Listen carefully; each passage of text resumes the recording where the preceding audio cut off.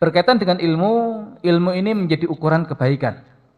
Ya, sehingga ulama mengatakan ada 3 hal, yang 3 hal ini hari ini menjadi tujuan sebagian manusia. Ada al-ilm, ada al-mulk, dan ada al-mal. Al-ilm, ilmu, al-mulk, kekuasaan, dan al-mal, harta. Nah, adapun al-mal, a'tahullahu liman yuhibbu wa liman la yuhib. Harta itu Allah berikan kepada yang Allah cintai dan kepada yang tidak Allah cintai. Kepada yang Allah cintai. Ya, kita tahu ada Nabi Daud, Nabi Sulaiman, ya, yang kemudian memiliki kekayaan yang luar biasa walaupun keduanya adalah seorang nabi yang sangat zuhud. Ya, kemudian para sahabat Nabi, orang-orang yang kaya raya, yang mereka juga sama, menjadikan kekayaan itu hanya di tangannya bukan di hatinya. Tapi Allah juga berikan kekayaan kepada yang tidak Allah cintai. Ya, ada Qarun, ya, ada Fir'aun, dan yang lain-lain. Kemudian al-mulk, kekuasaan, a'tahullahu liman yuhib wa liman la yuhib. Allah berikan kepada yang Allah cintai dan juga kepada yang tidak Allah cintai. Kepada yang Allah cintai, ya, ada Daud, ada Sulaiman, ada Talut, ada Dzulqarnain. Yang tidak Allah cintai, ya, ada Fir'aun, ada Haman, ya, ada Namrud, dan yang lain-lain. Tapi kalau ilmu, hanya Allah berikan liman yuhib, kepada yang Allah cintai. Makanya kekuasaan itu bukan ukuran kebaikan, harta itu bukan ukuran kebaikan, namun ilmu adalah ukuran kebaikan. Tidak semua nabi Allah berikan kekuasaan. Walaupun ada nabi yang Allah berikan kekuasaan. Tidak semua nabi Allah berikan harta.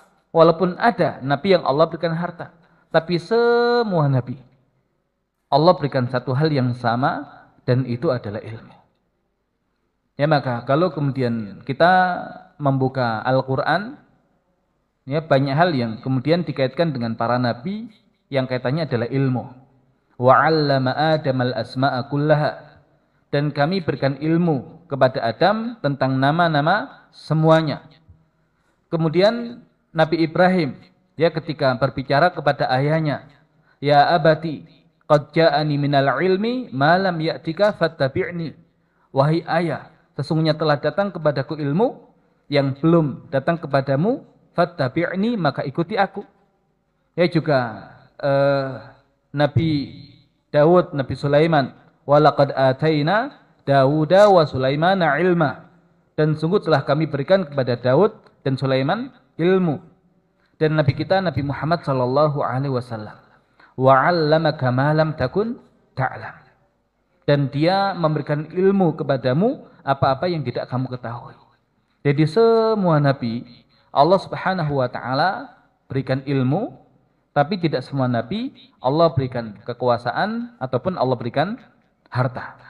Nah, berarti peradaban yang Allah harapkan untuk dibangun di muka bumi ini adalah peradaban ilmu. Ya, karena para nabi adalah utusan-utusan Allah yang diharapkan, ya, untuk melalui mereka, ya, menjadi wasilah makmurnya bumi Allah. Ya, dan kita tahu di dalam hadis, ya, Nabi Muhammad sallallahu alaihi wasallam menjelaskan bahwasanya para nabi itu tidak mewariskan harta. Dan yang diwariskan itu adalah ilmu. Ya, dan siapa ahli warisnya? Ya, innal ulama warathatul anbiya. Sesungguhnya para ulama adalah warathatul anbiya, ahli warisnya para nabi. Dan seseorang itu tidak akan mewarisi orang lain manakala tidak ada kedekatan. Nah, kenapa ahli waris itu mewarisi harta seseorang? Karena dia adalah yang paling dekat dengan orang itu.